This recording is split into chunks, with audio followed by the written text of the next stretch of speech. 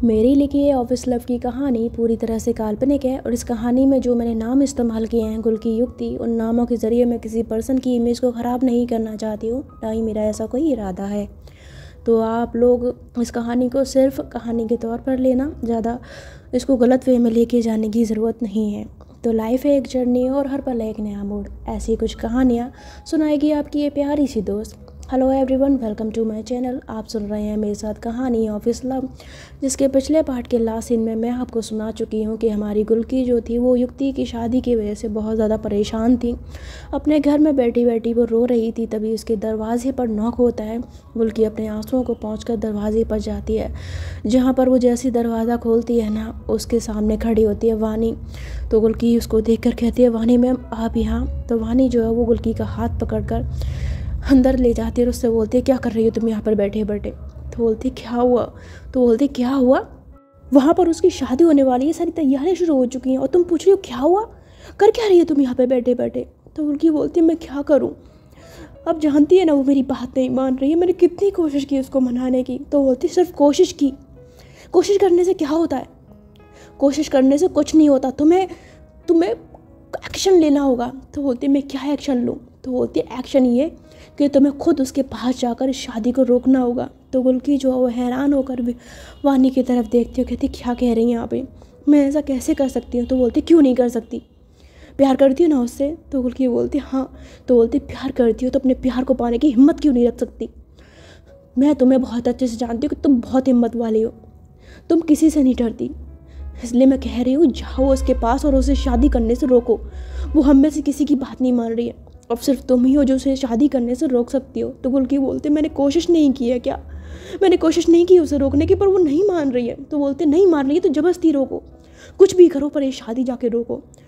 देखो तुम अच्छे से जानती हो अगर ये शादी हो गई ना तो तुम तीन ज़िंदगियाँ बर्बाद हो जाएंगी, तुम्हारी ज़िंदगी, उसकी ज़िंदगी और राजवीर की ज़िंदगी।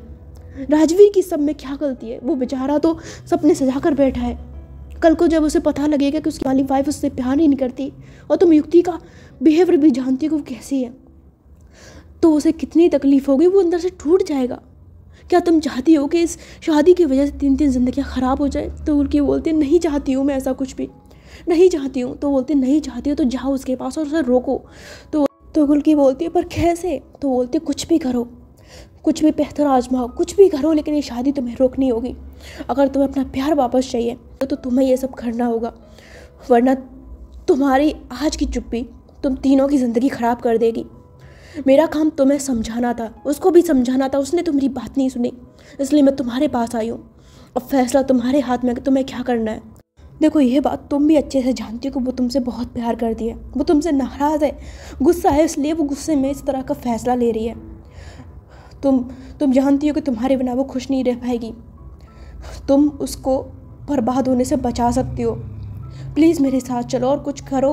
तो उसकी बात सुनकर जो गुल्की है वो कुछ सोचती है, पर उसके बाद कहती है ठीक है मैं आपकी बात समझ गई हूँ, चलिए मेरे साथ। तो ऐसा कहते हुए जो गुल्की है ना वो वानी का हाथ पकड़ कर वहाँ से चलने लगती है। तो वानी उसे रोकती है, उससे बोलती है रुको, ऐसे जाओगी वहाँ पर, पहले अपना हुलिया तो चेंज कर लो। तो गुल्की उस अपने हुलिया को देखती है और उसके बाद कहती है ठीक है मैं अभी आई। तो ऐसा कहते हुए ना वो जल्दी से अंदर जाती है और अंदर जाकर अपने हाथ पैर धोती है, मुंह धोती है, अच्छे से ड्रेसअप होकर फिर वो वानी के साथ उसकी गाड़ी में बैठकर युक्ति के घर की तरफ निकल पड़ती है।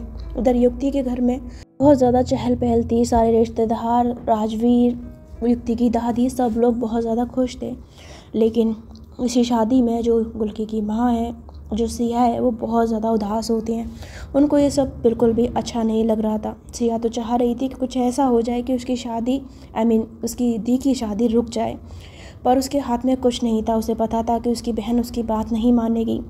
खैर इधर जो गुल्की है वो थोड़ी देर में युक्ति के घर पे पहुंच जाती है और वहां पहुंचकर जो वानी है वो गुल्की से कहती है कि जाओ, वो अपने रूम में होगी, जाके उससे बात करो और उसे समझाओ। तो गुल्की जो आंखों से इशारा करते हुए कहते हैं और उसके बाद वो चली जाती है युक्ति के रूम में। और वहाँ जाकर वो जैसे दरवाज़ा खोलती है ना, युक्ति अपने बेड पर बैठी हुई थी और जैसे उसकी नज़र गुल्की पे पड़ती है वो हैरान होकर उसकी ओर देखती है, उससे बोलती तुम यहाँ। तो बोलती है हाँ मैं यहाँ, मुझे देखकर हैरानगी हो रही है। तो बोलती मुझे क्यों हैरानगी होगी, कहो क्यों आई हो। तो ऐसा ना थोड़ा सा रूड होकर उससे बोलती है। तो बोलती है इतनी बेरुखी से बात क्यों कर रही हो, अच्छे से बात नहीं कर सकती? तो बोलती है मुझे ऐसी बात करनी आती है। बताओ अब क्या काम है, क्यों आई हो यहाँ पर? तो बोलती है मुझे तुमसे बात करनी है। तो बोलती है बोलो ना क्या बात करनी है। तो बोलती है तुम्हें अच्छे से मालूम है तुमसे क्या बात करना चाहती हो। तो बोलती है अगर देखो तुम फिर से वही सब बातें करने आई हो कि शादी मत करो, ये मत करो, तो इन बातों का कोई फ़ायदा नहीं है। चुपचाप यहाँ से चली जाओ, जाओ शादी में खाना वाना खाओ, इंजॉय करो। तो गुल्की बोलती है मैं यहाँ खाना खाने नहीं आई हूँ, मैं तुम्हारी शादी रोकने आई हूँ। तो उसकी बात सुनकर युक्ति उसकी ओर देखती है और स्माइल करते हुए कहती है अच्छा तुम मेरी शादी रोकोगी? तो गुल्की बोलती है हाँ। तो युक्ति बोलती है सोचना भी मत इस बारे में, और ऐसा होगा भी नहीं, क्योंकि मैं ये शादी करके मानूंगी। तो गुल्की बोलती है मैं भी देखती हूँ कि तुम ये शादी कैसे करती हो, अपने होते हुए मैं तुम्हें किसी और का नहीं होने दूँगी। तुम्हारी शादी अगर होगी तो सिर्फ मुझसे होगी। तो उसकी बात सुनकर युक्ति जो वो हंसने लग जाती है और कहती है ख्याल अच्छा है, लेकिन अब इनका कोई फ़ायदा नहीं है। अपने ये बेकार के सपने ना सजाना बंद करो, क्योंकि मेरी शादी अब तुमसे नहीं राजवीर से होने वाली है। थोड़ी देर में उसकी वाइफ बन जाऊंगी और तुम खड़े खड़े सिर्फ देखती रहना, तमाशा देखना, उसके अलावा तुम कुछ नहीं कर सकती। तो उल्की बोलती है वो तो आने वाला वक्त ही बताएगा कि मैं क्या कर सकती हूँ। तो ये दोनों जो है इसी तरह से बातें करते हैं और बातों ही बातों में इन दोनों के बीच में बहुत ज़ोरों से बहस शुरू हो जाती है। इधर जो पंडित जी हैं वो मंडप में बैठे बैठे मंत्र पढ़ रहे थे, राजवीर भी बैठा हुआ था। तो पंडित जी जो है वो युक्ति की दादी से कहते हैं कि कन्या को बुलाइए। तो दादी कहती है ठीक है पंडित जी। तो ऐसा कहते हुए दादी जो है ना वो सिया को देखती है और कहती है सिया तो एक काम कर, तू दी के पास जा और दी को लेकर आ। तो सिया जो है बहुत उदास मन से कहती है जी दादी। और ऐसा कहते हुए जो सिया है ना वो जाती है ऊपर। उसका मन बहुत ज़्यादा उदास था, क्योंकि ये शादी वो अपनी आंखों से देख नहीं पा रही थी, पर उसके पास कोई ऑप्शन भी नहीं था। तो वो जाती है और दरवाजे को ऐसे नॉक करती है। नॉक करते ही जो गुल्की और युक्ति होते हैं वो बहस करना बंद कर देते हैं। तभी युक्ति जो अंदर से आवाज़ देती कहती कौन है? तो सिया बोलते दी मैं हूँ। तो बोलती क्या हुआ? तो बोलती दरवाज़ा खोलिए। तो बोलती बात क्या हुई? तो बोलती दरवाज़ा खोलिए, पंडित जी बुला रहे हैं आपको। तो युक्ति जब ये बात सुनती है ना तो वो ऐसी मुस्कुराती है और गुल्की की ओर देखते हुए कहती है सुना तुमने, पंडित जी बुला रहे हैं मुझे, थोड़ी देर में मेरी शादी होने वाली है। और तुम क्या कह रही थी कि तुम मेरी शादी नहीं होने दोगी? अब तुम खड़े खड़े सिर्फ तमाशा देखो, मैं जा रही हूँ नीचे और मैं राजवीर से अब शादी करने वाली हूँ। तो गुल्की खड़े खड़े उसकी सारी बातें सुनती रहती है। तभी सिया जो फिर से नॉक करते हुए कहती दी दरवाज़ा खोलिए। तो युक्ति जो है वो कहती है ठीक है सिया, मैं थोड़ी देर में नीचे आ जाऊंगी, तुम फ़िलहाल जाओ यहाँ से। तो सिया जो है फिर वहाँ से चली जाती है। कहते हैं ठीक है पर आ जाइए नीचे, पंडित जी बुला रहे हैं। तो बोलती है हाँ ठीक है मैं आ रही हूँ। तो ऐसा कहते हुए जो सिया है ना फिर वहाँ से चली जाती है और जो युक्ति है वो स्माइल करते हुए गुल्की की तरफ देखती है। तो काफ़ी देर हो जाती है, युक्ति नीचे नहीं आती और जो पंडित जी हैं वो बार बार कहते हैं कि कन्या को बुलाइए। तो दादी परेशान हो जाती हैं, वो कहती है सिया क्या हुआ, युक्ति आई नहीं? तो बोलती है मैंने कहा था दादी उनसे, उन्होंने कहा था कि वो थोड़ी देर में आ रही हैं। तो बोलती है वो ये लड़की भी ना, पंडित जी बुला रहे हैं, एक मिनट मैं ही लेके आती हूँ उसको। तो ऐसा कहते हुए दादी जो है ना वो ऊपर जाती है और ऊपर जाकर वो दरवाज़ा नॉक करती हैं। कहती है युक्ति, युक्ति बेटा। तो युक्ति जो वो अंदर से आवाज़ देती है, कहती है हाँ दादी। तो ऐसा जब बोलती है ना तो दादी बोलते क्या कर रही है बेटा, पंडित जी बुला रहे हैं, कब का बुलाया हुआ है तू, क्या कर रही है यहाँ पे, चल नीचे दरवाज़ा खोल। तो युक्ति जो है वो जल्दी से दरवाज़ा खोलती है और जैसे दरवाज़ा खोलती है ना तो दादी उसको देखती है, वो कहती है क्या कर रही है यहाँ पे? तो बोलती कुछ नहीं दादी। तो बोलती चल मेरे साथ। तो ऐसा कहते हुए ना वो उसको पकड़ती हैं और उसे अपने साथ ले जाने लगती हैं। तो दादी जो है वो अंदर नहीं जाती ना और उन्हें गुल्की नज़र नहीं आती जो कि ये रूम में खड़ी हुई थी। तो युक्ति को पकड़कर वो नीचे ले जाती है और उसे फिर मंडप में बिठा देती हैं। तभी थोड़ी देर बाद जो गुल्की है वो सीढ़ियों से नीचे उतरते हुए वो भी वहीं आ जाती है जहाँ पर सभी लोग खड़े हुए थे मंडप के सामने, और मंडप के सामने वो युक्ति के सामने ही बिल्कुल खड़ी हो जाती है। तो गुल्की को वहाँ खड़ा देखकर सिया और गुल्की की माँ जो है वो चौंक जाते हैं और जो गुल्की है वो बस टक लगाए युक्ति की तरफ देखती रहती है। युक्ति जो है वो भी गुल्की की तरफ देखती है। पंडित जी के हर एक मंत्र के साथ उसकी दिल की धड़कन है, उसकी सांसें बहुत तेज़ हो रही थी, अंदर से एक घबराहट, एक तकलीफ़, एक दर्द हो रहा था, उसे कुछ समझ नहीं आ रहा था। और देखते देखते युक्ति के माथे पर पसीना भी आने लग जाता है।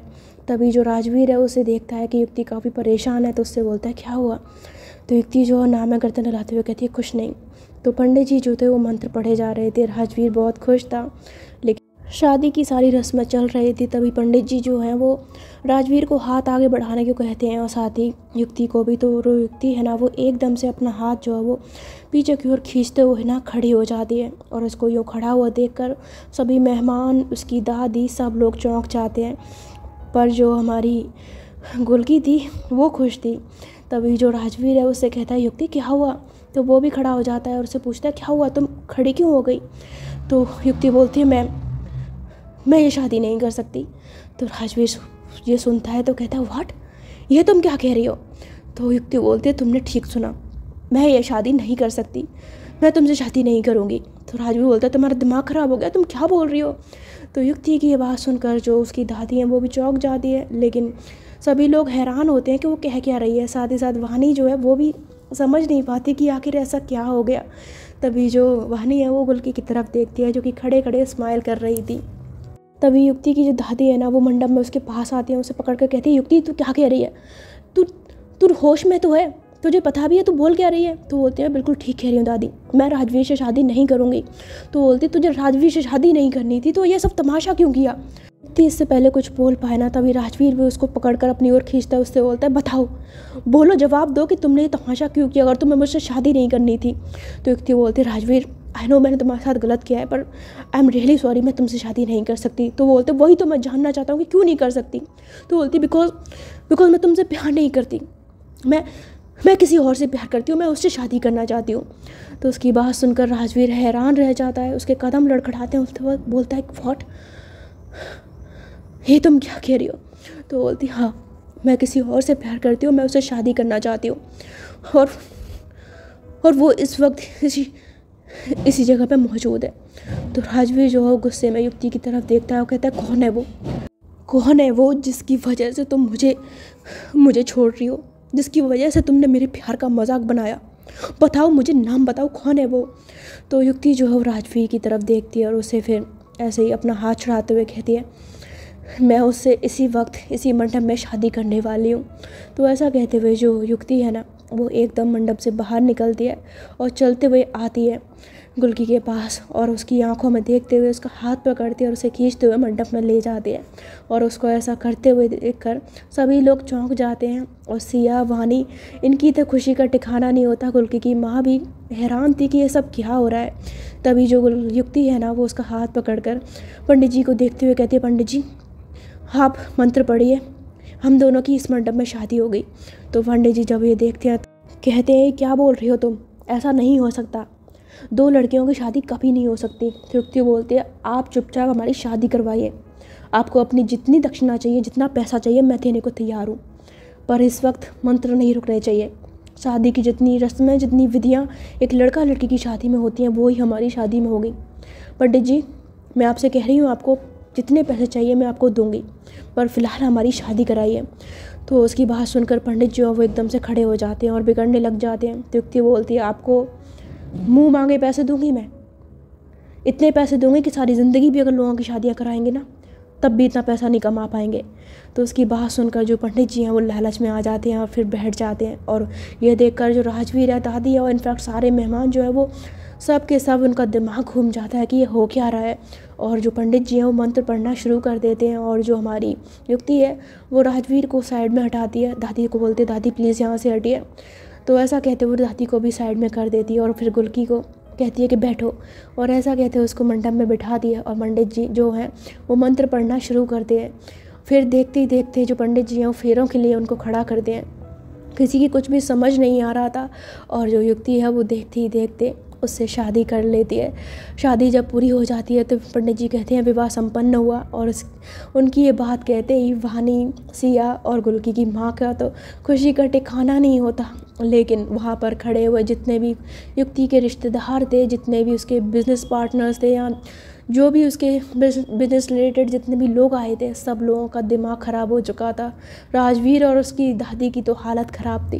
जो राजवीर की आंखों से आंसू आ रहे थे तभी दादी जो वो एकदम से युक्ति के गाल पर तमाचा मारती है, उससे बोलती क्या तमाशा लगा रखा है, ये सब कुछ क्या है ये? तो युक्ति बोलती है, आई एम सॉरी दादी, मैं आपको हर्ट नहीं करना चाहती थी, लेकिन सच ये है कि मैं इससे प्यार करती हूँ और मैं इससे शादी करना चाहती हूँ। तो दादी बोलती अगर तू इससे प्यार करती थी तो तुझे तमाशा करने की क्या ज़रूरत थी? सीधे भी तो कह सकती थी ना सारी बातें। तो बोलती आई एम सॉरी दादी, हालात कुछ ऐसे हो गए थे कि मैंने राजवीर से शादी करने का फ़ैसला ले लिया, लेकिन मुझे एहन वक्त पर रियलाइज़ हुआ कि मैं राजवीर से शादी करके उसकी, अपनी और इसकी तीनों की ज़िंदगी ख़राब कर रही हूँ। इसलिए मैंने ये फ़ैसला लिया। आई एम सॉरी दादी, आई एम सॉरी। तो उसकी दादी जो है वो गुस्से में युक्ति की तरफ देखते हुए वहाँ से चली जाती हैं, और जो युक्ति है फिर वो गुल्की की तरफ देखती है, और जो सारे मेहमान हैं वो भी फिर वहाँ से ये सारा तमाशा देखकर उल्टे पाँव अपने अपने घरों को निकल जाते हैं। हालांकि लोग बातें भी बहुत बनाते हैं, जो कि दुनिया का काम होता ही है। और उनके जाने के बाद जो सिया, वानी और गुल्की की माँ हैं वो बहुत ज़्यादा खुश होते हैं, एक दूसरे को हक करते हैं, और जो युक्ति है वो खामोश होकर गुल्की की तरफ देखती है। गुल्की के चेहरे पर एक स्माइल थी, लेकिन युक्ति का मन काफ़ी उदास था।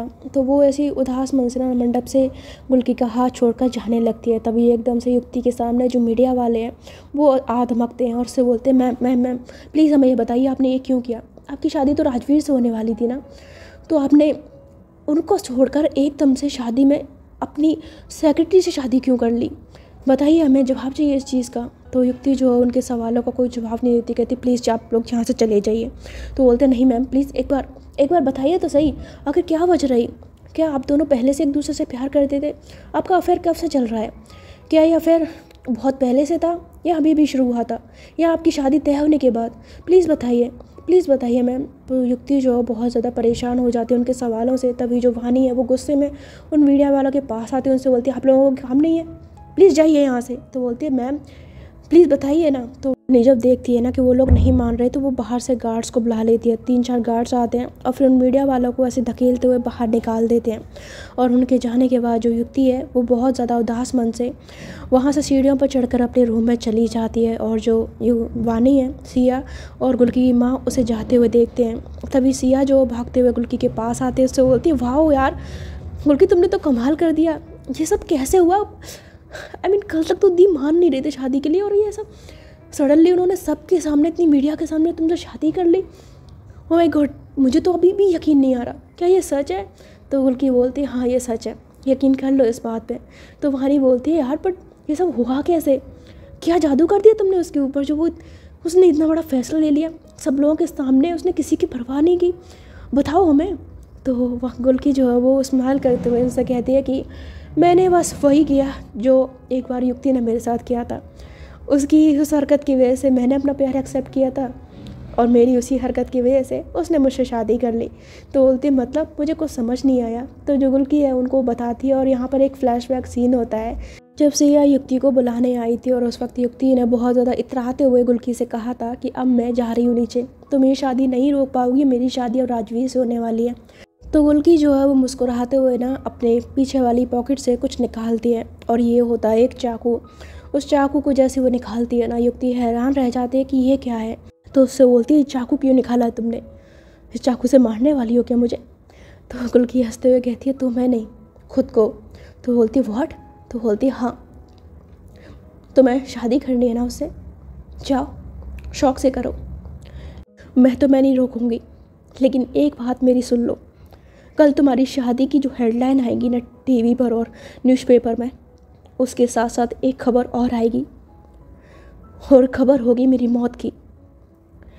खबर आएगी कि युक्ति कपूर की शादी में उसकी सेक्रेटरी ने ली अपनी जान की खुदकुशी, और उस खबर को बैठकर तुम आराम से पढ़ना और एंजॉय करना, तुम्हारी शादी मुबारक हो। तो उसकी बात सुनकर युक्ति जो हैरान रह जाती है, उससे बोलते तुम्हारा दिमाग ख़राब हो गया, तुमने क्या समझ रखा है मुझे, मैं तुम्हारी बातें सुनकर डर जाऊंगी और ये शादी नहीं करूंगी? ये धमकी है ना किसी और को देना, किसी और को डराना। तो बोलती हाँ, तुम्हें तो मेरी बात मजाक ही लग रही है ना, लगने दो, लेकिन ये तुम्हारी शादी होते ही तुम्हें बात मजाक नहीं लगेगी। जब तुम अपनी आंखों के सामने मेरी लाश पड़ी हुई देखोगी, तुम्हारे मंडप में तुम्हारे सामने ही खड़ी रहूँगी, और जैसे तुम्हारी शादी हुई ना वैसे ही मेरी अर्थी तुम्हारे घर से निकलेगी, और तुम बस देखती रहना मेरी मौत का तमाशा। तो उसकी बात सुनकर युक्ति जो है उसकी आंखों में आंसू आ जाते हैं, उसका दिल घबरा जाता है, लेकिन फिर भी वो खुद को स्ट्रॉन्ग करते हुए कहती है मैं तुम्हारी इन धमकियों से नहीं डरने वाली, समझी तुम? तो बोलती ठीक है जाओ, मैं भी तुम्हारे पीछे पीछे आती हूँ। और ये चाकू देख रही हो, तुम्हारी शादी के साथ ही तुम्हारी आंखों के सामने मैं अपनी कलाई काटूंगी, जिस तरह तुमने काटी थी। तुम तो बच गई थी, लेकिन मैं नहीं बचूंगी, इस बात की तुम्हें मैं गारंटी देती हूँ। जाओ करो शादी, खुशी से करो शादी। तो ऐसा कहते हुए ना वो युक्ति को ना ऐसे पीछे की ओर धक्का देती है, मतलब हल्का सा पुश कर दिए, और उसके बाद अपना चेहरा जो है वो फेर लेती है, और जो युक्ति है फिर वो कुछ सोचते हुए वहाँ से बाहर निकल जाती है। तो यहाँ पर जब गुल्की ये सारी बात बताती है ना, तो उसकी बात सुनकर सभी लोग, उसकी माँ, सिया, भाई सभी हैरान रह जाते, बोलते हैं यार तुम तो कमाल हो, मतलब क्या बंदी हो, क्या मतलब तुमने युक्ति का पैंतरा उसी के ऊपर आजमा लिया। तो बोलती हाँ नहीं तो क्या करती मैं, वो मान रही थी सीधे सीधे, इतनी मिन्नतें की, इतने हाथ जोड़े उसके सामने, इतनी बार मैंने उससे बोला कि प्लीज़ मुझे माफ़ कर दो, मान ही नहीं रही थी। तो सोचा कि अगर घी सीधी उंगली से नहीं निकल रहा तो थोड़ी सी उंगली टेढ़ी कर ली जाए। तो उसकी बात सुनकर जो उसकी मम्मी है ना, यानी माँ है गुल्की की, वो कहती है एक बात बता, तू सच में ये सिर्फ कलाई काटने का नाटक कर रही थी या तू सच में कलाई काटने वाली थी। तो गुल्की बोलती है माँ आपको लगता है कि मैं कलाई काटूंगी, ऑफकोर्स नाटक कर रही थी, मुझे पता था कि वो मुझसे इतना प्यार करती है कि वो ऐसा होने नहीं देगी, मुझे मालूम था। तो उसकी माँ जब उसकी बात सुनती है ना, तो एकदम से वो गुल्की का हाथ पकड़कर अपने सर पर रख लेती है, और जो गुल्की है वो हैरान हो जाती है कि माँ क्या कर रही है। और उसकी माँ बोलती है मेरे सर पे हाथ रख के कसम खा कि तू सिर्फ नाटक कर रही थी, और युक्ति तेरी बात ना मानती तो अपनी कलाई नहीं काटती।